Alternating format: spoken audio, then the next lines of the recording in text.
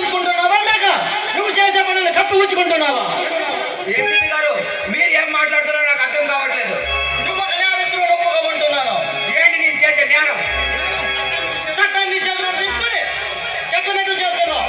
అలాగే land mafia కింద 100 ఎకరాలు స్వాధీనం చేసుకున్నావు. అవన్నీ నేరాలు కావా? ఉన్నవాడు లేనివాడు నోట్లతో కొడుతుంటే సెటిల్మెంట్ చేయడం కూడా నేరమా?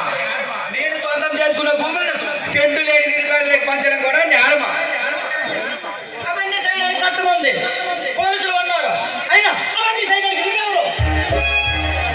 తెలుగు జాతి ముద్దు పెట్టని, భారత మాత కళ్ళ పెట్టని, నాయదావతి కళ్ళు కందరు కొడుతుంటే, నిరపరాధులు శిక్ష పడుతుంటే ఏం చేయగలిగింది నీ చట్టం?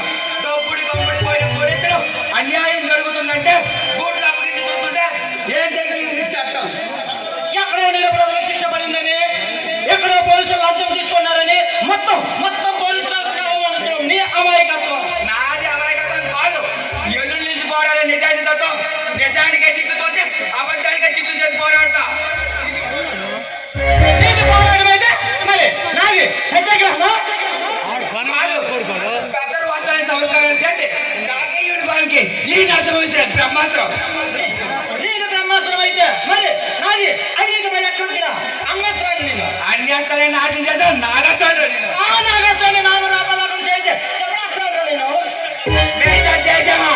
నేరస్తులు పట్టుకోవడానికి నువ్వు చేసే వాళ్ళు పెరిగిన పోరాటంలో సహాయయాత్ర అయితే నేను చేసే పోరాటం దండయాత్ర లాంటిదే. నీది దండయాత్ర, నాది సాహస యాత్ర అని కాకమ్మ కబుర్లు చెప్పి తప్పించుకొని చూస్తున్నావా మిస్టర్ సింహం? నేను చెప్పేది కాకపోతే కాదు. తండ్రి నా కొడుకుని క్లైమ్ స్టోన్ అని నీకు తెలిసేలా చేస్తా.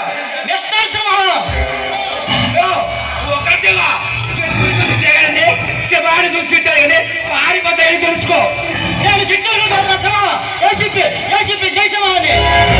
30 ఆటలు దాంట్లో నీ పర్సన్ నిలబడుతుందో, నా పర్సన్ నిలబడుతుందో నీ కాలు పెట్టని చేస్తుంది.